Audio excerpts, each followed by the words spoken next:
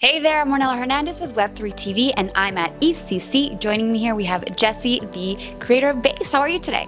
Doing great. Yeah, glad to be here. Thanks for having me. Yeah, thank you for joining. I wanted to learn a little bit more about what's going on at Base and the mission behind it. Absolutely. Well, Base is an Ethereum L2. It's being incubated by Coinbase, and our vision is to bring 1 million builders and 1 billion users on chain. So we launched the testnet in February. We had an incredible testnet, and we actually just opened up the mainnet for builders, so developers only, last Thursday, and we're working towards a mainnet launch in the next few weeks where we'll bring everyone on chain. Okay, so the point is to make it easier for developers to build dApps, correct? Yes, exactly. Make it easier for developers to build dApps, make it easier for users to use those dApps, and in general, just help kind of kickstart the next wave of crypto adoption. Okay, and what are the challenges currently that you guys are trying to solve with Base? Yeah, I think as we looked at kind of the big things that are holding back crypto, there are 2 challenges that we identified last year. One was that it was still too expensive. If you look at the average cost of a transaction on Ethereum, it's in the dollars. When there's high demand, it's in the tens of dollars, hundreds of dollars. And for most everyday people, that's just not viable. And so Base is really taking that head on.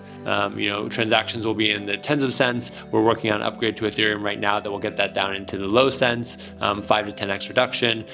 In general, I think we see that as a huge unlock for letting everyone everywhere use dApps on chain.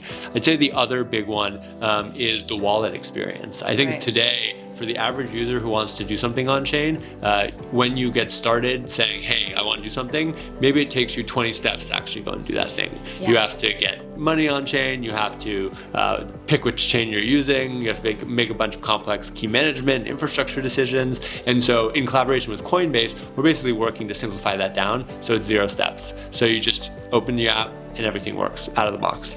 Okay, gotcha. And so tell me a little bit more about the greater Coinbase ecosystem and maybe how Base is playing a role in that, because you have so many products now. So how is maybe Coinbase trying to push the greater blockchain ecosystem? Yeah, absolutely. We see Base as kind of a core part of our developer strategy.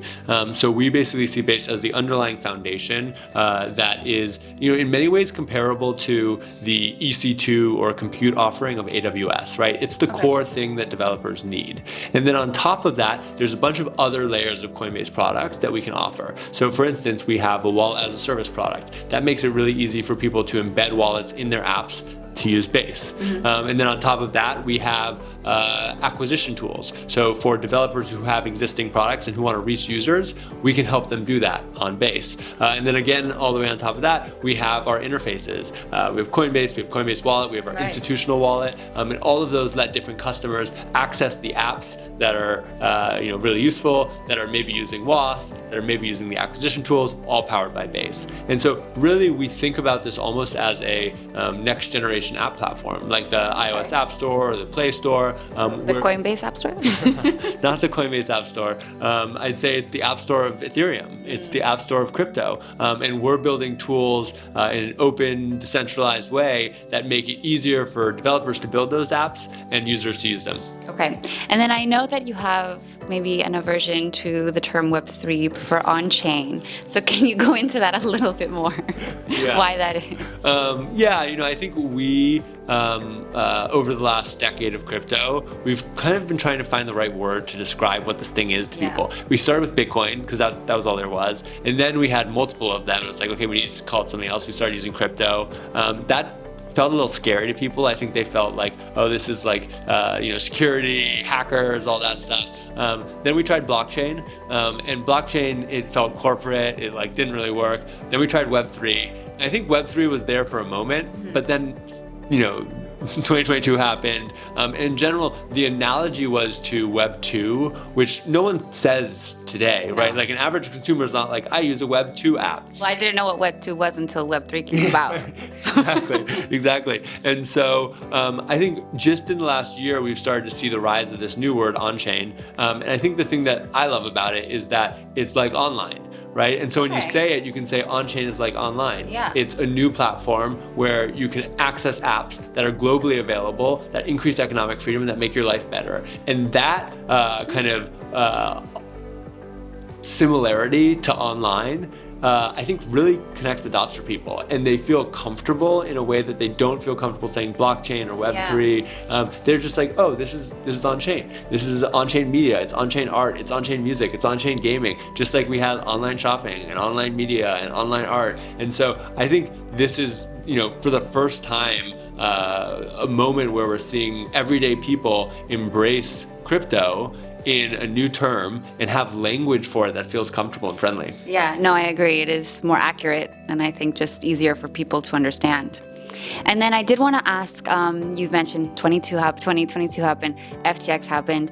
This year in 2023, we have, the US is doing a crackdown on crypto companies, including Coinbase. So I did want to hear your opinions on that and where you guys are feeling, if this is affecting your business at all. Yeah, I think that we believe that it's really critical that we work with policymakers and regulators to get to clarity and certainty for entrepreneurs in the United States and globally around the world. If you look at what's happening today, because of all of the ambiguity from a regulatory perspective, folks are spending more time and energy on lawyers and legal bills than they are on getting to build really amazing products.